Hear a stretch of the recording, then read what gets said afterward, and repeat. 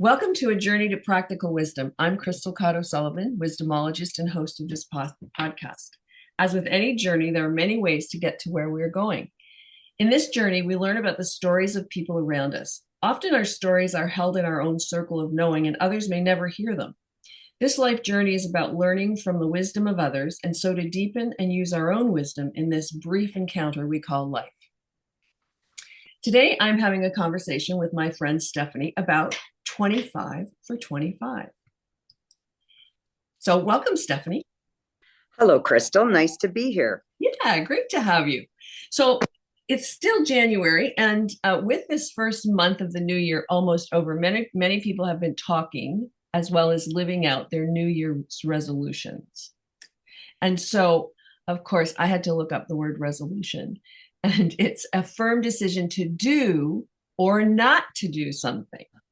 Oh, I didn't know. I didn't know about the not to do. Yeah, it's also to not to do. And so you and I have been talking about, well, I got the idea from you really, the 25 for 25, because we both did the 24 for 24. But I think you got started on this for your birthdays. Is that right? I think I did. I started a few years ago, and whatever age I was, I picked a topic or a theme, and it was pretty specific. Like when I was 68, I said I'm going to create 68 outfits out of my closet, out of the clothes that I already have. And I wrote down I wrote it in a notebook every time I did it. So that was successful. And then when I was 69, which is this year, I said I would try 69 new recipes that I never tried before. And I would record them in a book. So that became daunting. And this is a point about goals and resolutions that I think is part of my journey. You can change them. Like, right. If it's not working for you, you don't just give up the ghost. Try to figure out how you can still get to the end of the game, but you can change the rules. So my rule change was that if I looked up in a cookbook and I saw a recipe and I'm searching for recipes and nothing is clear, the writing's too small, it's all complicated, and I'm going to throw the cookbook out of my house, then that counted. That's cool. Yeah. So at the end of the day, I think I did 30, 40 new recipes, and I threw out 29 cookbooks that I had in my house. And what do I need that for? Because it's taking up valuable space. So exactly. It was still a win. It was still a win at the end. Yeah. So then I liked that idea, and I kind of extrapolated that to doing 24 for 24 and 25 for 25, etc. And they're very, very personal. And every year, I think, depending on, your frame of mind when you create them, it'll be reflected in your goals. I think what happens to people in January is they have these lofty resolutions and they're starting them all at once. Often it's about exercise, it's about healthy eating, it's about reduce alcohol. These days, it's about less social media and spending less money in January, right? So imagine you've got all these resolutions that you want to complete in January. And then what happens? People are like, oh, I can't do this. It's too much. Yeah. I don't blame them. I don't either. Those are really lofty goals. I would kind of, you can use that as a starting point, and then really simplify it. So if you want to lose weight, like just say you want to lose 4 pounds. I mean, do something easy that you're going to be successful in. And then next year you can go for 8 or whatever if you want. But I really think that you got to make it so that it's achievable. Exactly. And I think that for me, doing 25 for 25, that doesn't mean I'm doing 25 things in January. It means over the year. Oh, that's for sure. Right. So, and I think that's where we get kind of tied up in the whole idea of resolutions. It's like, oh my gosh, I've got to start everything in January. And what you said about they're your goals, you make the rules. And so, for example, I want to do Tai Chi again, but I'm also doing some other things in January, and I'm not going to be around a lot from January till April. So I thought, well, that's on my list. So I'm going to do that in May. And then I'm going to take some crochet lessons, but I'm not going to do that till the summer.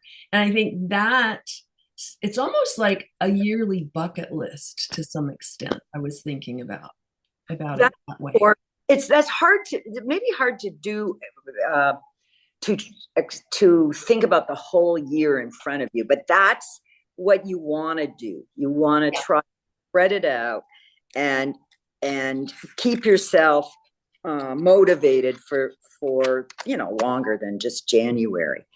I did you do a list? I did. All right. I have my list. Do you have a favorite one? My favorite one. I suppose my favorite one is because it's our 50th anniversary this year. It's going and living in England for a month or 5 weeks. Oh yeah, well, that's my favorite. Really fun. Yeah. How about you? I don't know why, but my favorite one is this one. I wrote, learn 10 people's names from the Duplicate Bridge Club that I go to that I don't know. And by the way, I've been going to this club for like a dozen years, and I should know this already, but it's their first and their last names. Right.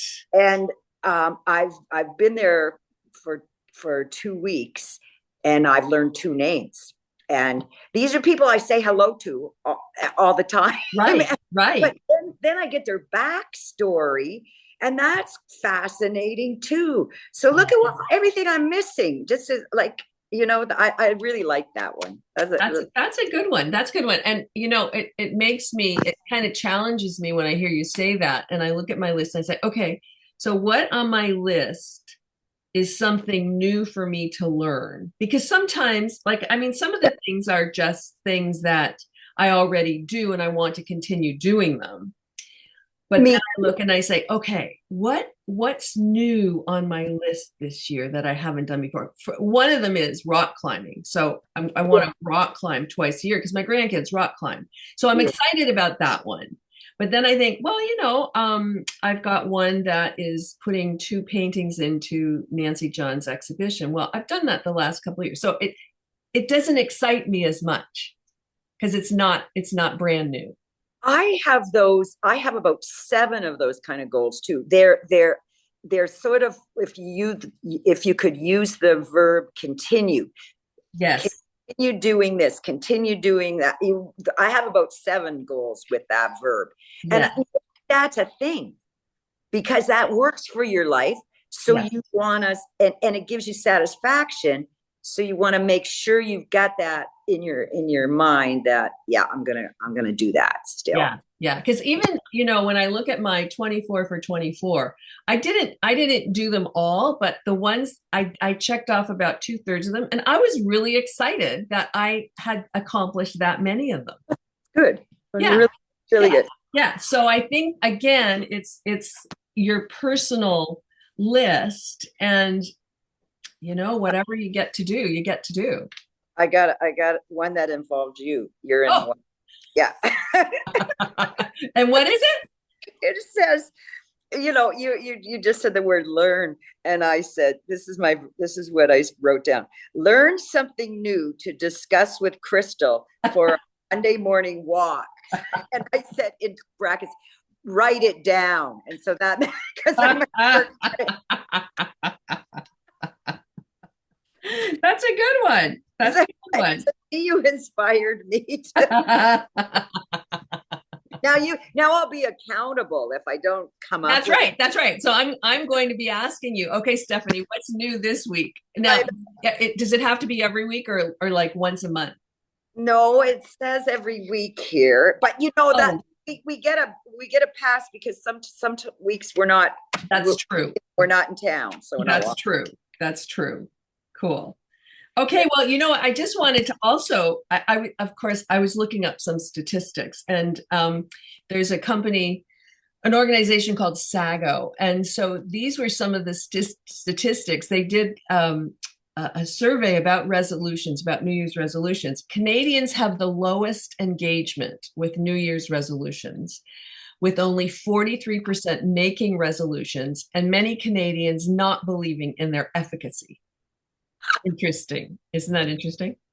I'll have to think about that one. The UK respondents have limited optimism and tend to set larger, more ambitious resolutions compared to other countries. And the Americans have strong commitment and belief in resolutions, with over 2/3 making resolutions each year and a majority successfully completing past resolutions. So across the countries that they surveyed, there is a preference for continuous improvement and making small, sustainable changes over time when it comes to resolutions. And I found it interesting that there was an article, and I'm not sure it was online, and it said something about the resolution for 2025 is not to have a resolution. So, okay, well, and you know what? I think just change the name. Change the name. Okay. I don't know. Like, I just think they're little goals. Exactly. Yeah. And they are the other thing that I found is, like, once I made them, I tend to not remember all of them. So maybe something that I'll try to do this year is to go back to them every month and just reread them and see how I'm doing. So you know what I do, Stephanie? I have my list clipped up on my desk. Oh, okay. So I see it. And I made it large print so I could read it from far. Oh my goodness. You're really going to be accountable. So do you have any health goals on it? Like, I do. Well, I have a number of physical exercise things that I'm doing, like aquafit, rock climbing, Tai Chi. But then I really need to, one of the things that my daughter said is if I'm rock climbing, I need to have a bone density test. So I need to do that. I need to follow up on some other health issues. So that is something that I want to complete in January. So it's done. Yeah. How about you? Yeah, I do have a couple. I have some I don't know if they're going to be easy or not. One of the exercise goals is to attend a new class at the gym I go to once a month.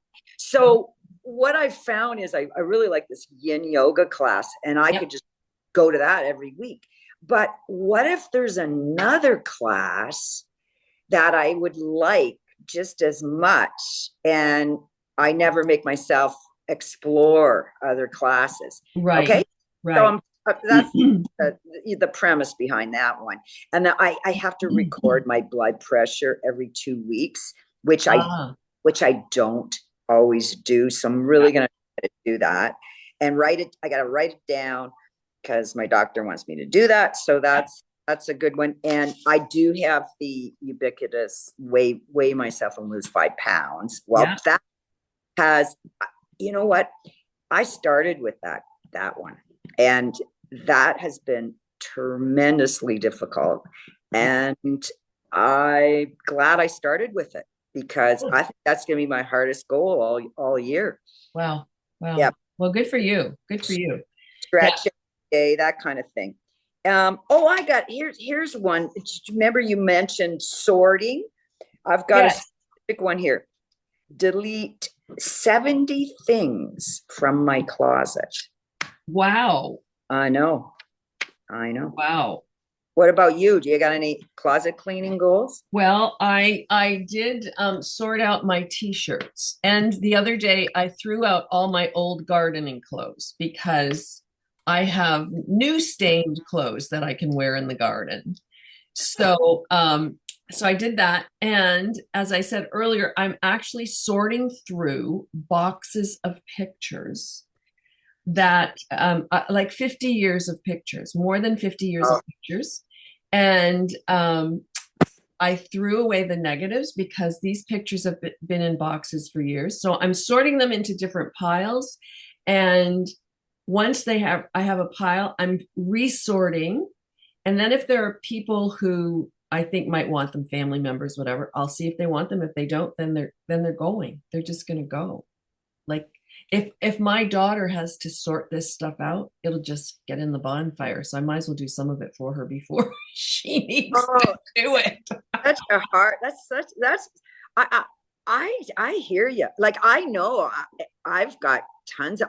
I'm not putting that as a goal this year. I don't want to do that this year. You know what, Stephanie? I don't know what it is, but I am so into the sorting mood. I have sorted all the old like workshops that I've done over the last 10 years. I've got notes and I have handouts like that I've taken, not that I've given, but I've taken. I've sorted them out. I had like a giant recycle bin of stuff. I started my closet. I'm doing the pictures. I sorted some books. I don't know what it is, but I'm just into this sorting mood. I think that's a good point. I think when you're creating your list, a theme emerges. And it seems like your theme is, getting organized, getting sorting things. Sort would be a good verb for it.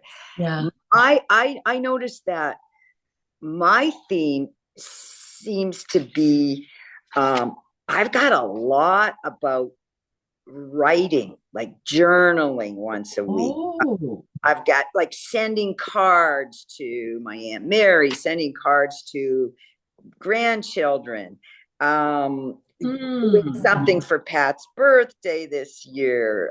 It's going to be a big birthday. Maybe I'll just take him out to dinner. I'm not promising anything. um, but asking, here's an interesting, asking everybody at my book club a question about themselves. Huh. So like I'm looking for, maybe I think connecting more Yes. is Yes. part of a theme. Continuing, I've the art group that I started, things like that. Like I think that that's I've got about 10 goals, 10, 12 goals that have to do with connection. So maybe I was Yeah. feeling the need. Very interesting. That's interesting. Yeah.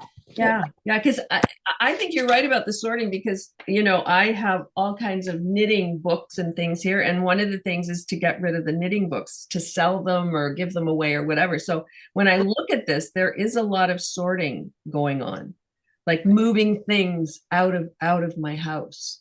And that in itself, it's kind of a cool thing you can do after you create your goals. Then you can look and see if, Yes. hey, I have a over, if every other goal has to do with your health, like clearly you got to focus on that a little. Exactly. Exactly. Cool. Cool. Yeah. So, Okay. Any last thoughts? um, I think you touched on it, that if you go through it and you can kind of check things off, don't you just love that? Like that check, did that. I love that. I love that. Yeah. I even sometimes break it down into stages, like one of them, it's like, okay, I have to do this, but before I complete it, there's this step and this step. So I kind of break it down into three. I love checking those things off. Well, yeah, I really respond to that too, and then we can be joyful that we actually done something. Absolutely. Yeah, Absolutely. It's very satisfying it is. to have a list like this, 25 for 25. I Cool. think I'll always do it. Every year I'm going to do it. Yes. 26. Oh, by the way, I started, I, as you know, I knew we were going to talk about this. So this morning, I just reviewed my list again. And then I thought, I'm going to start making a list to consider for 2026. And Good for you. I know, I got a good one. I'm going to delete 2,600 emails. Actually, that won't even help me. I think I think it has to be 26,000. Stephanie, you might have to hire somebody to do that for you. Well, I'll have to think about that one or I won't be successful. Okay. Yeah, yeah, that might not go on the list. That might be a 10-year plan. Well, we'll talk again next year. We'll see how it is. Okay, great. Okay, well, thank you for joining me. I'm hoping that this conversation will spur people on to whether it's resolutions or whether they do a 25 for 25, or maybe their birthday's coming up and they do something for the number of years of their birthday. I was thinking about, I was lying in bed the other night and I thought, oh, it's a good thing I'm not going to live till like 2075. I'd have to do 75 things in 75. Yeah, but when you're 75, That's you're going true. And that's coming to have another talk about that. up. All right, we'll do another talk about that. Okay, well, thank you for joining me. And thank you to our listeners for joining us for this conversation. And hopefully it will inspire you to set out some a bucket list for 2025 or for 2025, or perhaps you'll set up some resolutions. So until next time, enjoy the journey. Bye.